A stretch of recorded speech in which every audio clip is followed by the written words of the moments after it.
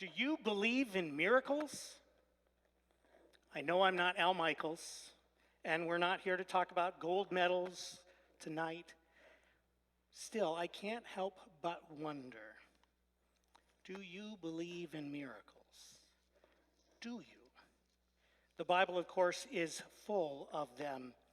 Even the Passion story is interrupted by one, the healing of the ear of a man named Malchus, a servant of the high priest. What do you suppose Malchus would have said if you had asked him, do you believe in miracles? He got his miracle that night, even though he hadn't been looking for one. Others that night, who might have been hoping for miracles, didn't see what they were looking for either. One young man, in fact, ran away naked in all the confusion. He obviously did not find the miracle that he had been looking for. Christian tradition says that this man was Mark, the man whose name would later be ascribed to the gospel according to Saint Mark, a gospel full of miracles.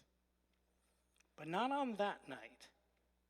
Not when he was looking for one, not in the way that he had hoped. Do you suppose it's possible that Mark and Malchus ever met? That they had the opportunity to talk about what had happened that night? Do you suppose it could have happened even on that very night? Probably not. But if such a conversation had taken place, that is the premise of the words that you are about to overhear. But to do so, you will have to use your imaginations, as I said earlier. It's late on the night of Maundy Thursday. And as we draw near, Malchus and a friend will call him Abner, a good biblical name. They're returning to Jerusalem from the Garden of Gethsemane. Hey, Malchus, it's been some night, hasn't it? Yeah, Abner. I'm still not sure what really happened. Me either. Hey, I've got to stop on the next street over just to pick something up. Are you going to come along with me? I think I'll just keep going. I want some time to think. All right, I'll catch up with you later. Take your time. Right. See you in a few minutes, Abner. Pardon me. What? Pardon me, could you help me? Who is that? Where are you? Over here in the bushes. Where? I can't see you. Over here. It's so dark. Say, I'm afraid I have a rather embarrassing problem. Wait a minute. You don't have any clothes on. Yes, that's my problem, you see. You're stark naked. Can you lend me your coat? No, hold on. What is this? Can you lend me your coat? Are you some kind of a... No, your coat. Please, it's not what you think. My clothes were taken. Well, okay. Were you robbed? Well, sort of. You see... Oh, I'm sorry. Are you hurt? Here, put this on. Thanks. I mean, really thanks. Hey, I don't know, don't I know you from somewhere? I don't think so. Were you at the Mount of Olives tonight? Well, yeah, I was, yeah. Sure, I thought you looked familiar. You're the guy with the ear. You were there? You saw what happened? Well, I Were you there? well, sort of. That is, You were there, weren't you? You must have been. I ran away. Ah, you're the one. They told me about you. That explains about your clothes. Yeah. You weren't robbed. You escaped. I guess you could call it that. And you were there to take part in the capture. Right. You're not going to turn me in, are you? Hey, look, man, I'm only a servant. I was there because they told me to be. I've got no gripe against you. Thank God. Besides, too much has happened tonight. I've got to have some time to think. Yeah, me too. But if you were there tonight... You know I was. Right, you're wearing my coat. Yes, thanks again. Maybe you can tell me what happened there. What do you mean? They captured him. That's what happened. That's what I mean. Who was he? You mean you don't know? Look, I told you, I'm a servant. I do what I'm told. They said they wanted a large group to go to the Garden of Gethsemane. That's all I know. Told me to bring a torch and a club. It might be dangerous. I wish someone had told me that. It was dangerous. Some crazy guy came at me with a sword. That was Peter. You know him? Yeah, I know him. You are one of them then. Look, all I said was that I know him. I saw the guy hit you with the sword on the side of the head. Yeah, then what? Looked to me like you got your ear. Yeah, that's what they tell me. That's what it felt like. Are you sure? All I remember is this terrible pain. I reached up and my hand was full of blood, and it felt like my ear was gone. It really did, I could swear. But then I must have blacked out. He healed you. Who did? That's what I want to know. I can't tell you. You've got to tell me. I can't. But I've got to know. Look, something happened there in the garden tonight, something I don't understand. I don't understand it either. I mean, to me, I got my ear cut off. Now here it is, right on the side of my head where it always was, and it works. There's blood all over my coat, the coat you're wearing. I've got to know what happened. He healed you. Who did? Jesus. That? Jesus? That was Jesus? Jesus of Nazareth? The rabbi? The rabbi. Why were they out to capture him? I don't know. It was your gang that did that. But I thought it was one of your people that was leading the chase. Don't call them my people. Well, one of his people then, all right? Judas. Right, that's the name. Judas. But why? I don't know. That's what I don't understand. Look, you've got your ear. Why don't you just leave it at that? You've had your miracle. Miracle? Well, what else would you call it? Miracle. Funny, that's what I was looking for too, I guess. A miracle. I still don't believe they actually captured him. Why didn't he escape? Walk away? Run away? But Peter keeps swinging his sword. Ouch.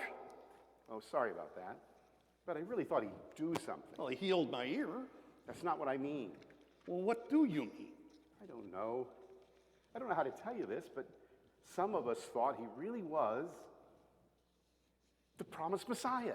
The Messiah? Yeah. Sounds crazy, doesn't it? But it didn't sound crazy if you ever heard him, ever saw him, if you ever watched him do the things he did. Like healing ears. Yeah, like healing all kinds of things. Blind people, deaf people, paralytics, cripples, deranged people. And people with ears cut off. Yeah, I guess so. We had hoped. We had so hoped that he would really be the one to redeem Israel, the Messiah. You were looking for another miracle. Yeah, I guess so. The big one. Funny, isn't it? I was looking for a miracle and nothing happened. You weren't looking for a miracle and you got one. What do you think they'll do with him? Jesus? I don't know. There was some talk about a trial. Even tonight, if they can get everybody together. Tonight? Yeah. I even heard some talk about handing them over to the Romans for crucifixion. Oh, no. Sorry, but that's what they were saying. You asked. No more miracles, I guess. I just don't understand it. Malchus! Who's that? They're calling me. I've got to go. Hey, you won't tell them I'm here, will you? You got problems of your own. Oh, about your coat. Hey, keep it. You've had enough trouble for one night. Besides, it's all full of blood anyway. Hey, Malchus, you talking to somebody? Where have you been? No, I was just getting rid of my coat. Oh, yeah? It was all full of blood, wasn't it? Hey, what really happened to you anyway? Hey, Abner, do you believe in miracles? We don't know if it really happened that way, of course. Whether Mark and Malchus really met like that or even had a conversation. Probably not. But this imaginary conversation, it does raise some questions some important questions for us tonight, like the question of miracles. Why they don't happen when we would like them to, when we might so desperately want them to, and why when they do seemingly happen, they're so unexpected, and maybe even to our thinking, misdirected. It would appear that God just didn't always do things according to our timetable, according to our thoughts. God doesn't perform for us like a dog doing tricks just because we would like it, or even when we might feel we need it. God instead insists on being God and insists on working miracles in God's time, in God's way.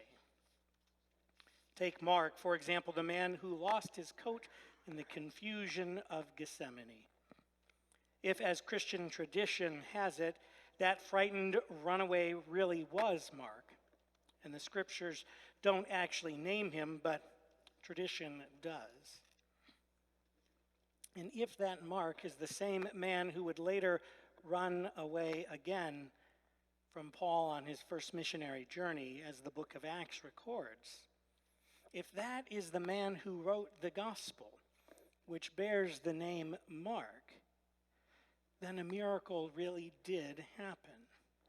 A miracle of faith.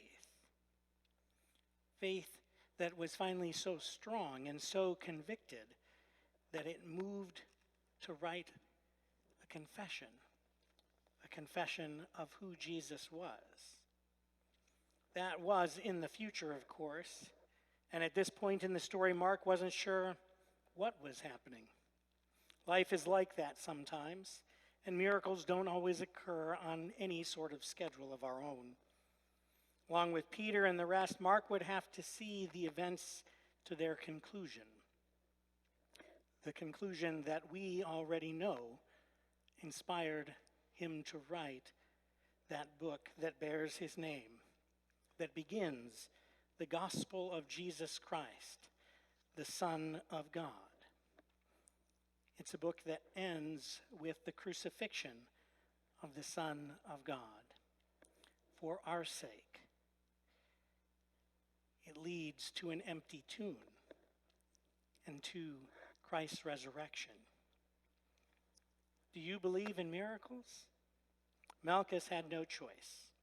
His ear was healed, and as for us, well, whether this conversation actually could have taken place, whether we could have actually overheard it or not, the miracle of the gospel, the death, resurrection, and ascension of Christ for us all, it remains the heart of our belief.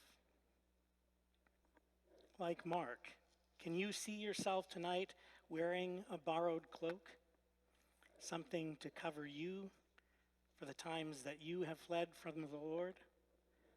Look closely.